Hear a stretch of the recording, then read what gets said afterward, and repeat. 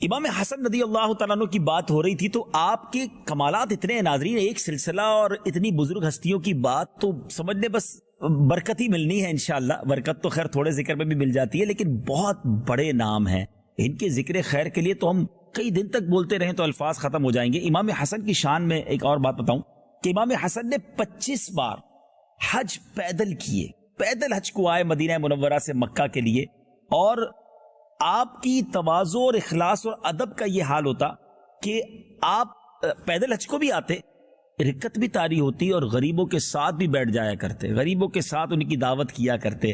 سبحان اللہ، آپ کا کلام اتنا شیریں تھا کہ جب آپ گفتگو فرماتے تھے تو لوگ کہتے کہ یہ بولتے رہیں، یہی کلام کرتے رہیں، ان کا کلام ختم نہ ہو۔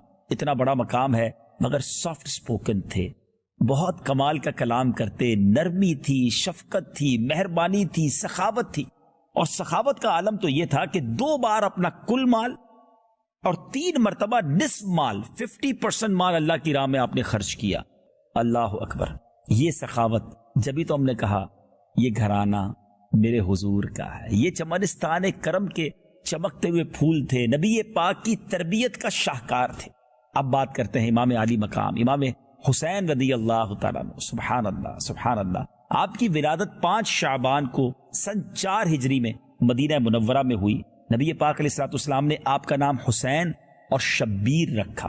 یاد رہے کہ شبر اور شبیر ان کے معنی ہی حسن اور حسین بنتے ہیں، اور یہ وہ کمال کے نام ہیں۔ یہ سریانی زبان میں شبر اور شبیر کہتے ہیں، عربی میں اس کو حسن اور حسین کہتے ہیں۔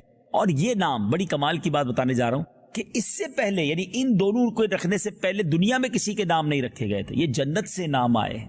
سبحان اللہ، جبریل امین نبی پاک کی بارگاہ میں یہ نام لے کر آئے۔ آپ کی کنیت ابو عبداللہ، لقب سبت رسول اور ریحانۃ الرسول، اور آپ کے برادر معظم کو کی طرح آپ کو بھی جنتی جوانوں کا سردار کہا گیا۔ سبحان اللہ، نبی پاک نے کیا خوب دونوں شہزادوں سے محبت کا اظہار کرتے ہوئے فرمایا، جس نے ان دونوں سے محبت کی اس نے مجھ سے محبت کی، اور جس نے ان سے عداوت کی یعنی ان سے دشمنی کی اس نے مجھ سے دشمنی کی۔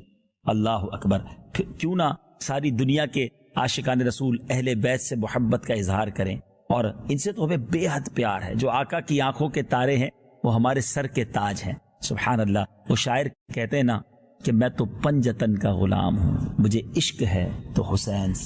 میں تو پنجتن کا غلام ہوں، میں تو پنجتن کا غلام ہوں، میں مرید خیر الانام ہوں، میں مرید خیر الانام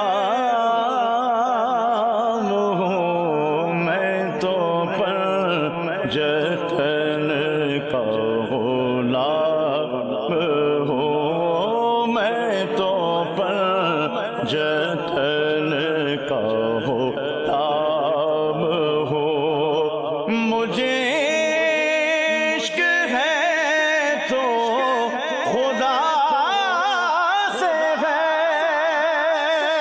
مجھے عشق ہے تو رسول سے، مجھے عشق ہے تو علی سے ہے، مجھے عشق ہے تو حسن سے ہے، مجھے عشق ہے تو حسین سے، میرے منہ سے آئے مہک صدا جو میں نام لوں تیرا جھوم کے، میں تو پنجتن کا غلام ہوں، میں تو پنجتن کا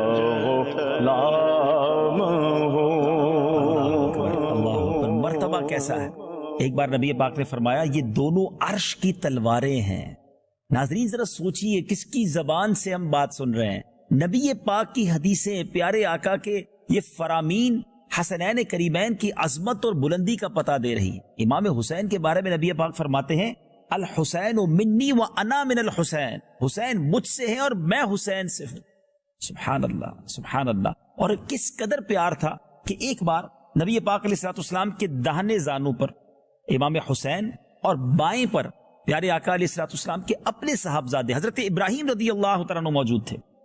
حضرت جبرائیل نے حاضر ہو کر عرض کی کہ حضور ان دونوں کو اللہ عز و جل آپ کے پاس نہ رکھے گا، آپ ایک کو اختیار فرما لیں. چوائس دی گئی. نبی پاک علیہ الصلوۃ والسلام نے امام حسین کی جدائی گوارا نہ فرمائی. یعنی نبی پاک علیہ الصلوۃ والسلام کا امام حسین سے پیار دیکھیں. یعنی حکمت یہ تھی کہ اگر ابراہیم چلے جائیں گے پیارے آقا کے قلب اقدس کو صدمہ ہوگا، مگر اگر حسین جائیں گے تو بی بی فاطمہ کو بھی دکھ ہوگا، مولا علی کو بھی دکھ ہوگا، نبی پاک کے بھی قلب اقدس پر یقیناً غم کی کیفیت ہوگی. اب کیا ہوا؟ نبی پاک نے امام حسین کو گویا اپنے پاس رکھنا قبول فرمایا، ان کی جدائی گوارا نہ فرمائی. 3 دن کے بعد حضرت ابراہیم رضی اللہ تعالیٰ عنہ کا انتقال ہو گیا. اس واقعے کے بعد جب حاضر ہوتے تو نبی پاک علیہ الصلوۃ والسلام امام حسین کو بوسہ دیتے اور فرماتے ایسے کو مرحبا جس پر میں نے اپنا بیٹا قربان کیا. اللہ اکبر. ریئلائز کیجئے، احساس کیجئے کتنی محبت تھی نبی پاک علیہ الصلوۃ والسلام کو اپنے نواسے سے. یہ تمام باتیں کرنے کا مقصد یہ ہے کہ اتنی کلوز اٹیچمنٹ، اتنا پیار، اتنا بڑا مرتبہ، مگر اس کے بعد اللہ کی رضا پر یہ خاندان راضی کیسا تھا؟ کیا میرے آقا علیہ الصلوۃ والسلام مولا علی اور بی بی فاطمہ کو یہ معلوم تھا کہ امام حسین نے بڑے ہو کر کربلا کے میدان میں شہید ہونا ہے؟ جی ہاں، یہ سب کو معلوم تھا. کمال کی بات تو یہ ہے کہ بچپن ہی سے معلوم تھا کہ امام حسین کو کربلا کے میدان میں بے دردی کے ساتھ شہید کیا جائے گا.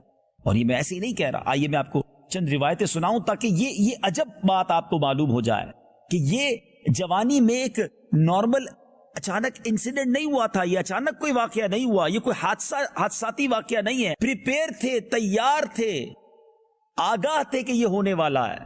اور یہ کیسے آگاہ تھے؟ آئیے سنتے ہیں. کئی حدیثوں میں ہے کہ پیارے آقا علیہ الصلوۃ والسلام ام المومنین حضرت ام سلمہ رضی اللہ تعالی عنہا کے کاشانے میں جلوہ فرما تھے. ایک فرشتہ جو پہلے کبھی حاضر نہ ہوا تھا اللہ تعالیٰ سے حاضری کی اجازت لے کر نبی پاک کی بارگاہ میں حاضر ہوا اور پیارے آقا علیہ الصلوۃ والسلام نے ام المومنین سے ارشاد فرمایا کہ دروازے کی نگہبانی رکھو، کوئی آنے نہ پائے. اتنے میں سیدنا امام حسین دروازہ کھول کر حاضر خدمت ہوئے اور پیارے آقا کی گود میں بیٹھ گئے. پیارے آقا علیہ الصلوۃ والسلام پیار فرمانے لگے. فرشتے نے عرض کی حضور آپ انہیں چاہتے ہیں؟ فرمایا ہاں. عرض کی وہ وقت قریب آتا ہے کہ حضور آپ کی امت ان کو شہید کرے گی، اور حضور چاہیں تو میں آپ کو وہ زمین بھی دکھا دوں جہاں یہ شہید کیے جائیں گے. پھر سرخ مٹی اور ایک روایت کے مطابق اس میں سے کچھ کنکر حاضر کیے گئے. پیارے آقا نے اس مٹی کو یا ان کنکروں کو سونگ کر فرمایا ریح کرب و بلا، یعنی بے چینی اور بلا کی بو آتی ہے. پھر ام المومنین حضرت ام سلمہ رضی اللہ تعالی عنہ کو وہ مٹی عطا ہوئی اور ارشاد ہوا جب یہ خون ہو جائے تو جاننا کہ حسین شہید ہو گئے ہیں. انہوں نے وہ مٹی جو ہے ایک شیشی میں رکھ چھوڑی. ام المومنین فرماتی ہے کہ جس دن یہ مٹی خون ہو جائے گی وہ کیسی سختی کا دن ہوگا. اللہ اکبر. گود میں امام حسین ہیں اور میرے آقا کو معلوم ہے، بتا دیا گیا ہے کہ یہ شہید بھی ہوں گے، اور کربلا کی مٹی بھی دکھا دی گئی. صرف پیارے آقا کو نہیں، مولا علی کو بھی پتا تھا. امیر المومنین حضرت مولا علی کرم اللہ تعالی وجہ الکریم کو صفین کی طرف جاتے ہوئے زمین کربلا کے قریب سے جب گزرے تو آپ نے پوچھا اس جگہ کا نام کیا ہے؟ تو لوگوں نے بتایا کربلا.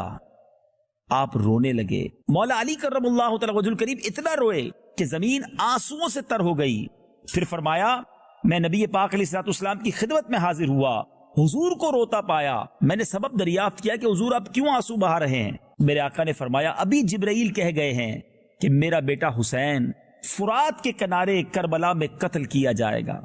پھر جبرائیل نے وہاں کی مٹی مجھے سنگائی، مجھ سے ضبط نہ ہو سکا اور آنکھیں بہ نکلی. میرے آقا کو بھی پتا تھا، مولا علی کو بھی معلوم تھا. اللہ اکبر. اب ذرا غور کیجئے ناظرین، ماں کو پتا ہے، باپ کو پتا ہے، نانا کو پتا ہے، اور یہ گھرانہ وہ ہے جن کی دعائیں رد نہیں کی جاتی. میرے آقا ہاتھ اٹھائیں سبحان اللہ یہ دعا عرش تک پہنچتی ہے.